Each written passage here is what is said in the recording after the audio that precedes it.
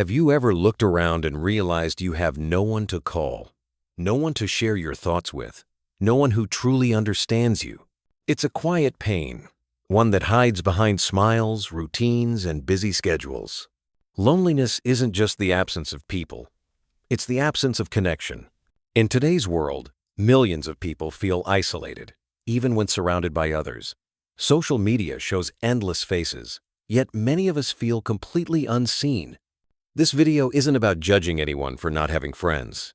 It's about understanding why some people end up alone, how it affects their minds, and what we can do to change that.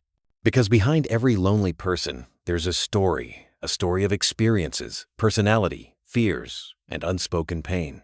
And by understanding that story, maybe we can begin to heal it. Having no friends doesn't always mean being completely alone. Some people have family, coworkers, classmates, yet still feel emotionally isolated. The truth is, friendship isn't just about presence. It's about connection.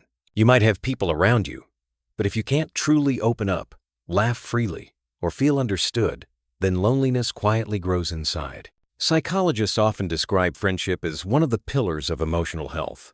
It gives us validation, belonging, and a sense that we matter. So when that pillar is missing, even the strongest minds can start to feel unstable. Having no friends doesn't mean someone is broken. It means they're human, and they're living through a deep, unseen battle many are afraid to admit. Being alone is a physical state. Being lonely is an emotional one. You can be alone and feel peaceful, enjoying your own company, reading, reflecting. That's solitude. But loneliness feels like being invisible in a crowded room. It's when you crave connection but can't find it. Some people choose aloneness for peace. Others are pushed into it by circumstance. And what makes loneliness so painful is that it attacks the very thing we crave as humans: belonging. We're wired for connection. Our brains release oxytocin, dopamine, and serotonin when we bond with others. When that bond is missing, our mind begins to signal distress, just like hunger or thirst. So, loneliness isn't weakness. It's a biological alarm bell telling us something fundamental is missing. Why do some people struggle to form or keep friendships? Psychology gives us several clues. Some people grew up in environments where trust was dangerous, where love came with conditions, or where they were constantly criticized. These experiences create defense mechanisms. Their brain learns it's safer to be alone than to be rejected. Others might suffer from social anxiety, overthinking every interaction. Did I say something wrong? Do they even like me? That self-doubt becomes a wall, and soon it feels easier not to try. There are also those with introverted or highly sensitive personalities. They crave deep, meaningful conversations, not small talk. And in a world obsessed with surface-level connections, they often feel out of place. So having no friends isn't always about being antisocial. Sometimes it's about being misunderstood. Certain personality traits can make it harder or easier to connect. People who are open, empathetic, and expressive tend to attract friendships more easily. But those who are shy, reserved, or cautious often struggle. Not because they don't care, but because they guard their emotions. Some individuals are deeply introspective. They think a lot, feel deeply, and analyze every relationship. That emotional depth can be beautiful, but it can also be isolating when others don't relate.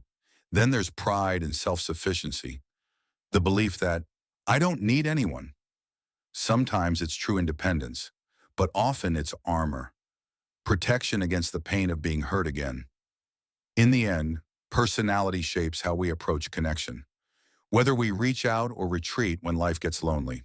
Our childhood teaches us how to connect or how to hide. If you grew up feeling unseen, ignored, or bullied, you might have learned early that people can hurt you.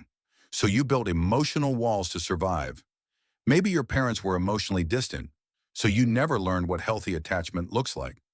Or maybe every time you tried to express your feelings, someone made you feel weak. Those lessons stay with us, quietly shaping how we trust others as adults. Some people crave connection but unconsciously sabotage it, expecting abandonment, misreading intentions, or withdrawing at the first sign of conflict. It's not because they don't want friends.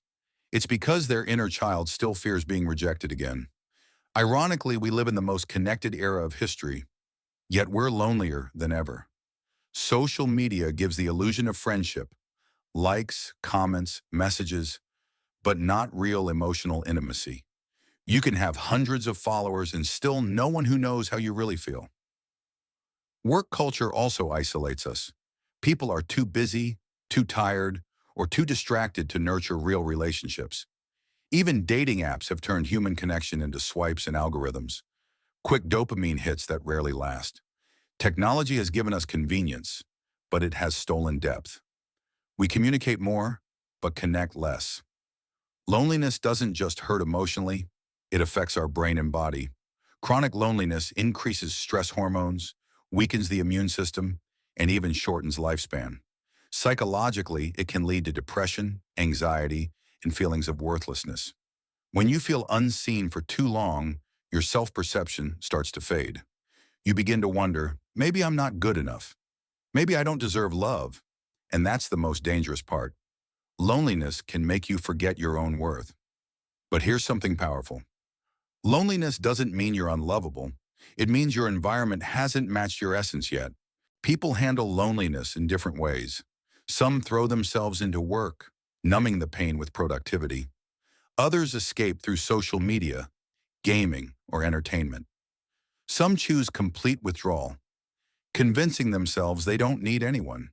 But these are survival strategies, not healing ones. Healthier coping comes from self-reflection, creative expression, or joining communities where you can be authentic. Writing, art, therapy, or even talking to strangers can reignite the spark of connection.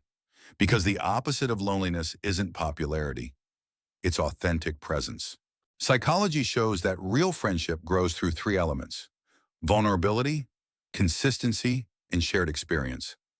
Vulnerability builds trust, consistency builds safety, shared experience builds belonging. Start small, open up a little, check in regularly, share something meaningful. Most friendships don't appear overnight. They grow like slow-burning fires. The secret isn't to find perfect people, it's to find real people and meet them with your real self. Healing from loneliness starts with courage. The courage to show up, even after you've been hurt. It means forgiving the past, letting go of the idea that you're unworthy, and giving connection another chance. Join a group, volunteer, take a class, talk to a neighbor. But most importantly, start with yourself. Be the kind of friend you wish you had. Listen more. Judge less. Be genuine. When you live with warmth and authenticity, people naturally gravitate toward you. And remember, you don't need a crowd. One true friend can change your entire emotional world. Sometimes loneliness runs deep, tied to depression, trauma, or anxiety. If it feels overwhelming, there's no shame in seeking help. A therapist can help untangle those emotional knots and rebuild your confidence to connect again. Reaching out for help doesn't make you weak. It makes you wise. It means you value yourself enough to heal. If you're watching this and feel alone, please know this: you are not broken. You are not unworthy. You are simply human, carrying the weight of experiences that shaped how you connect. Loneliness isn't a life sentence. It's a season, one that can transform you if you let it. Because often the loneliest people have the deepest hearts. They just need the right space to be seen. So keep your heart open. Keep reaching out. The world needs the kind of connection only you can give.